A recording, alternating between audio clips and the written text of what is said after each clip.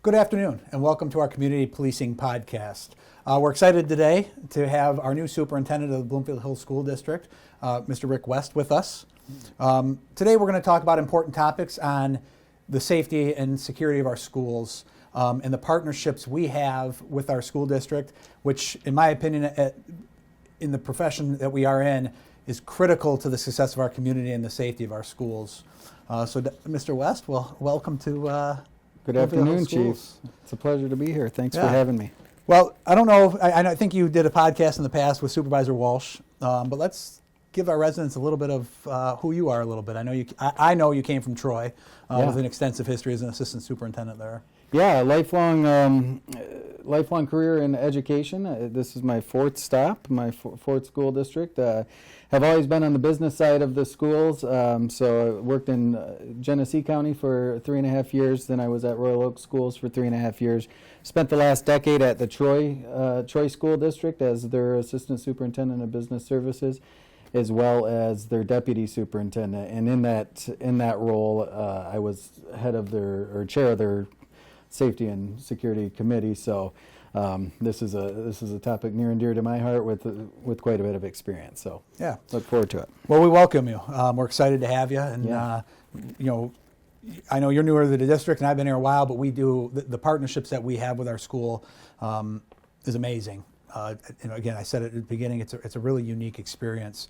Last year, just before you arrived, our reality-based training instructors and our ALICE instructors, we put on a large-scale, training incident at the high school, and I think it took us about 9 months in overall meetings and preparation for it.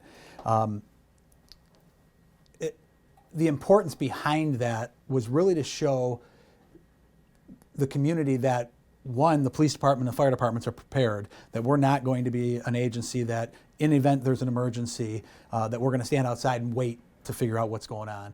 Our first responders will be proactive. If they get to an incident at a school or any one of it could be a football game, that we're prepared to react. The other side of that was how important it is to show that our teachers, our administrators of the school district are also equally prepared to react, as we've seen across this country, unfortunately, too many times, that the teachers and the administrators really can be first responders in these incidents.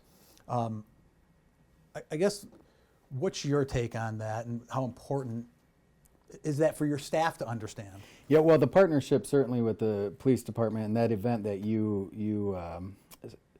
just introduced, we actually participated. Our security director at Troy was actually part of that event. And I think when you talk about best practice and partnerships, making sure that the preparedness of our first responders and our staff, I think that really should be a model for best practice as we move forward. I think it's critically important.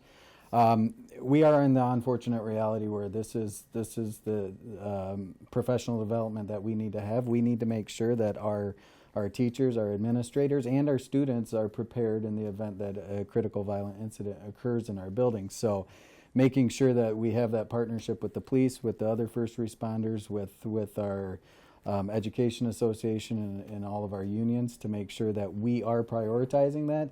You hear any superintendent that gets on after one of these events or any safety or security concern that it is the paramount goal. It's a primary goal of the school district is to ensure the safety and security of all of its students. So living into that through practice and through partnership is critically important. And I know my guys don't want to hear it, but I'm hoping in the future we can use another school and do something similar. Yeah. And I think it's important to also recognize that it's not only in a violent incident. We could have a chemical spill, at a school or something that occurs that we still have to be, sure, hand in hand addressing, especially with our fire department and us, depending on what the situation is. We talk about the response, and I know Bloomfield Hills School District uses ALICE. Yeah. And let's talk a little bit about ALICE. Why do we use ALICE? Or, there's so many programs out there. We chose ALICE as a district. There's others that are probably just as good. Sure. But the national model has been ALICE. Run, hide, fight.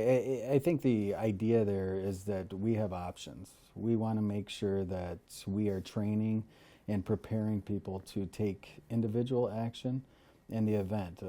Certainly alert if lockdown is necessary because we know the threat is imminent, or if we have an opportunity to evacuate, or God forbid you have to encounter the incident. It gives individuals the right and the obligation to protect themselves and protect others. So I think it's a comprehensive strategy that allows individual choice, but it needs to be drilled. People need to feel comfortable with it, and that's why we emphasize it so much. And we do annual trainings. It's a requirement of employment. And we continue to provide the resources necessary for our staff and our students to feel comfortable with that training and that protocol to take action that they feel is appropriate for themselves. And as we've seen across this county, unfortunately this year, it's more important. It's just as equally important in our everyday lives. The situations that we're training in the schools, whether it's to staff, to students, it can be used in their personal lives. We've seen, unfortunately here, saw it at the splash pad. We saw it at Michigan State University. We just saw it most recently at the Michigan State Fair. Things can happen anywhere, and that situational awareness of ALICE can be used by our students, most importantly, from every age group, right? We're not just talking a senior in high school. Yeah. That unfortunately, you and I, and I'm sure we're talking about, preaching to the choir with some of our viewers, we did tornado drills, we did fire drills. And these students nowadays have to do, it's kind of sad, right? They have to do active assailant drills, which is just not. Well, I think you hit on it. We're both parents, and situational awareness, making sure our kids are aware of their surroundings and the importance of see something, say something, right? Mm-hmm. We have okay to say, and that gives you a confidential protective measure to report something that you might not feel comfortable with. And that's the most important part. We're talking about the reactive step of ALICE. There's certainly a lot of proactive steps we're taking in school as well about making connections, developing the whole person, and that's equally as important. But when we're talking about the safety protocols in an event, ALICE serves well. Yeah, and it's flexible. It's flexible. And you discussed that and brought up a good point that I think a lot of people get frustrated on from a school standpoint was we don't always necessarily understand. There's actually laws regarding what can be disclosed about other students, and there's whether it's IEPs or 504 plans as it's in the educational world that protects students' rights and the parents' rights on some of the things that we can't necessarily publicize. So we may get something in a school where we know, or a person's been on our radar, but we can't necessarily say, hey, everybody, this is what's going on. Yeah, they're protected by FERPA, right? And we have to make sure that that's a safety and a protection law as well, to make sure that we're protecting the identity and the information of our students, and that's equally as appropriate. I know it can be frustrating in aftermaths, but as we're leading up to, the community ought to trust that the partnership between both the school district and the police department is robust enough that we are investigating issues. Yeah, right. And I think from our perspective, that's what's so nice about our school resource officers. Right now it's Officer Riney and Officer Lauer. But we are brought in immediately when there's a concern about any student. They sit on some of the safety committees. Prior to changing their title this year to school resource officer, we had the school security officer who focused on really educating the administration. Now we've kind of blended those roles back into a school resource officer because the demand, there is a demand for these officers. We probably could have 5, right? Yeah. With the number of school buildings we have, both public and private. So this week, or coming up, is Bloomfield Hills Security and Safety Week. Yeah. Let's talk a little bit about that. What's the purpose of that for our families?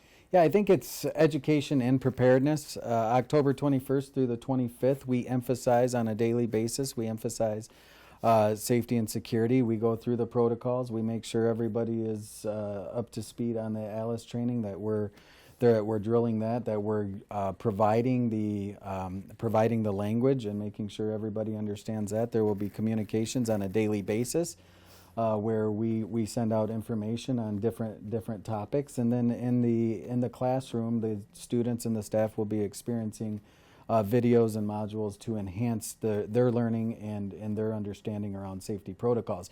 So I can tell you this is a unique, and I just presented this to the board the Monday night.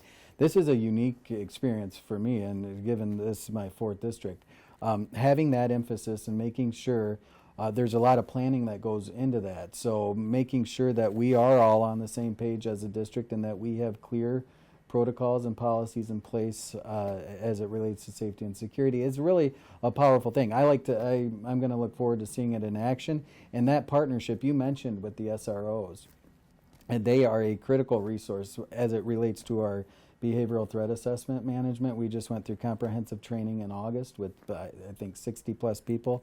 You had a good showing there, so they are well versed in that process and making sure that we are assessing the threats. But that week is critically important as we educate our staff, students, and community on the importance of safety and their role in it. Yeah, and my understanding is there'll be information coming home to the parents Yes. as well and the students. And we encourage the parents to talk to their students about this week.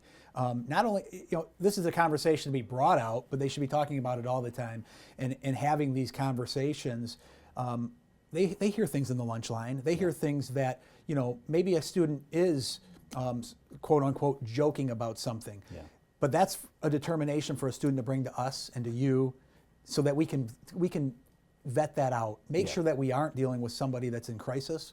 That everybody has a story, and we don't know what everybody's home life's like. We don't know the stresses of everybody's home, and so kids will say some things sometimes that they are, in their words, joking. But now's not a time for that with everything that's going on.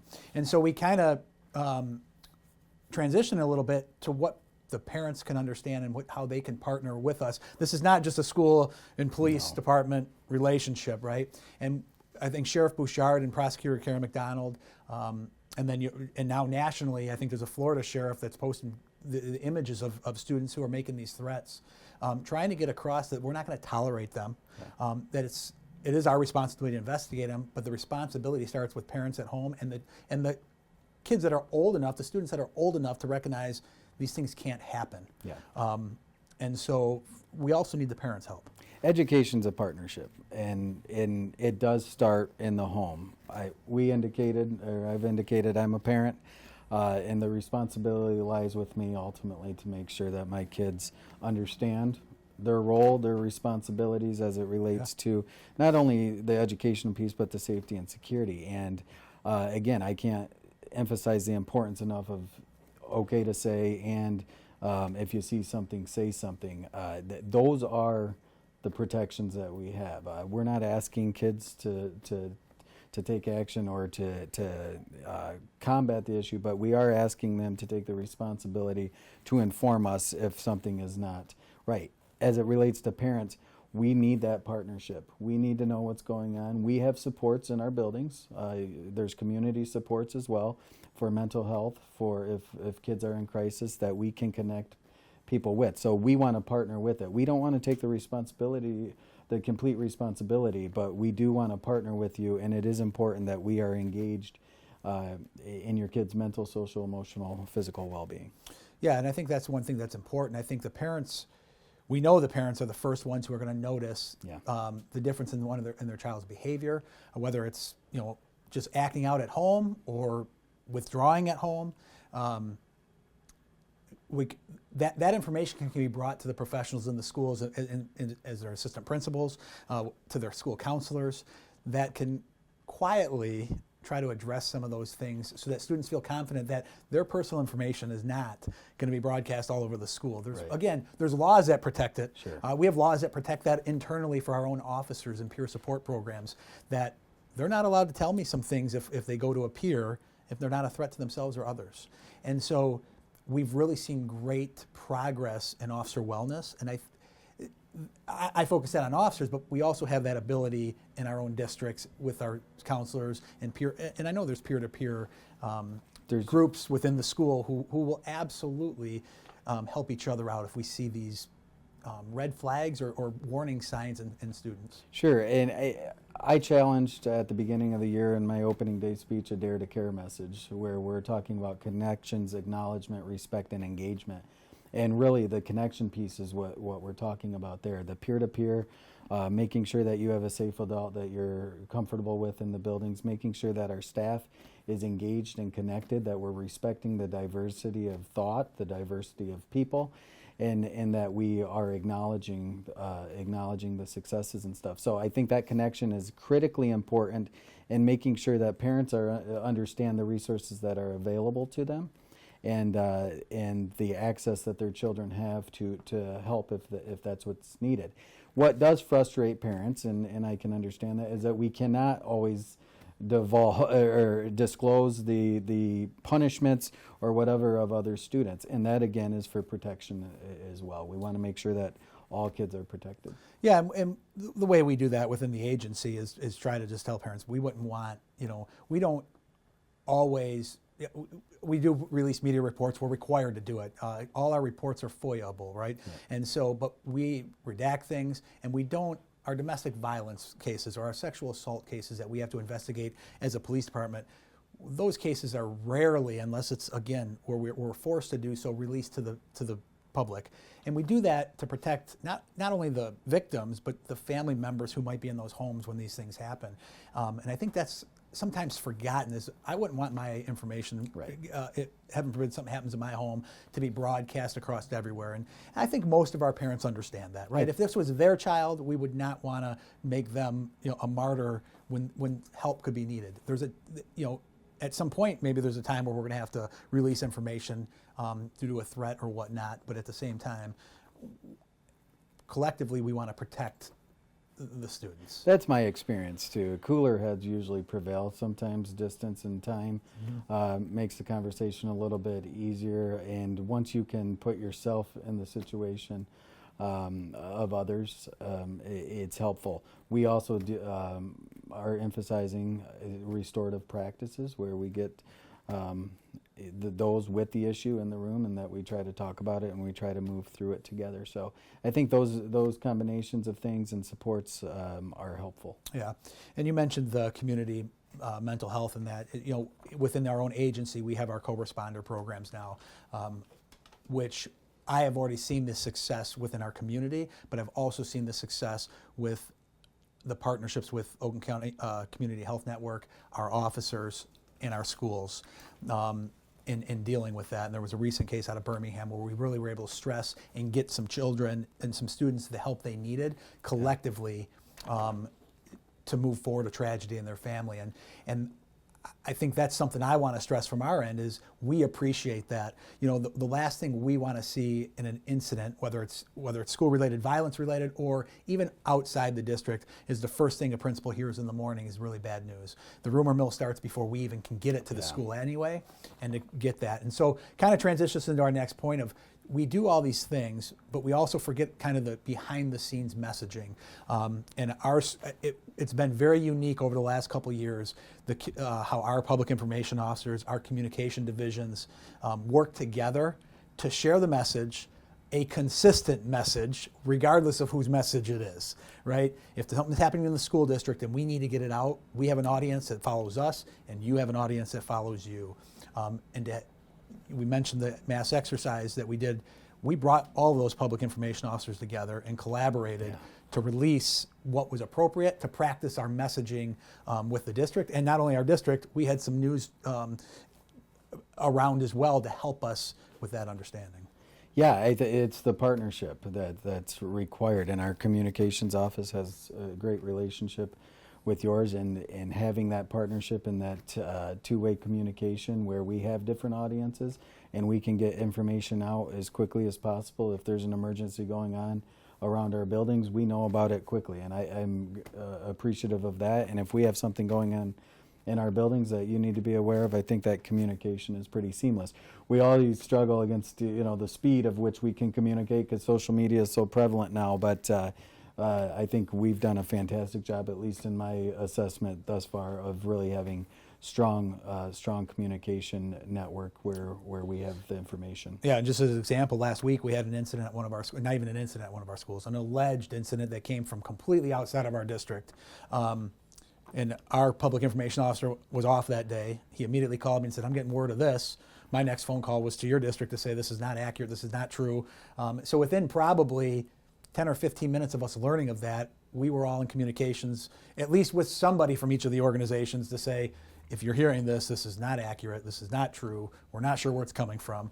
But it was actually blown out of proportion right away, and we were able to calm it down rather quickly. So that partnership is working. Yeah. Even that was a private school, but we were still able to get it to our residents because. Practically, that how that plays out. That parents get anxious when they hear community news or community threats, and having that experience that you spoke of and being able to instantly communicate that out to our buildings and make sure that they're comfortable with any messages with incoming calls is critically important to mitigating any further anxiety. Yeah. Well, I appreciate you coming on today. Yeah. I think we'll just end it by, we're on a unified front when we say we will not tolerate false threats or threats of any kind that impact the safety and security of our schools, of our students, of our staff, and that goes for any school building within Bloomfield Township. That we have school resource officers who are on scene at our schools every single day. Our detective bureau is more than willing to go assist in schools. Our community relations officers are always trying to partner with the schools. And so I think it's an important message to say we're on a unified front in this district, in this area as well, to ensure that when our students come to school every day, we want them to have a welcome environment where they can actually learn and embrace and engage with their student and their peers. Yeah, and I agree, and I appreciate the opportunity to talk to you today as well, and appreciate the partnership.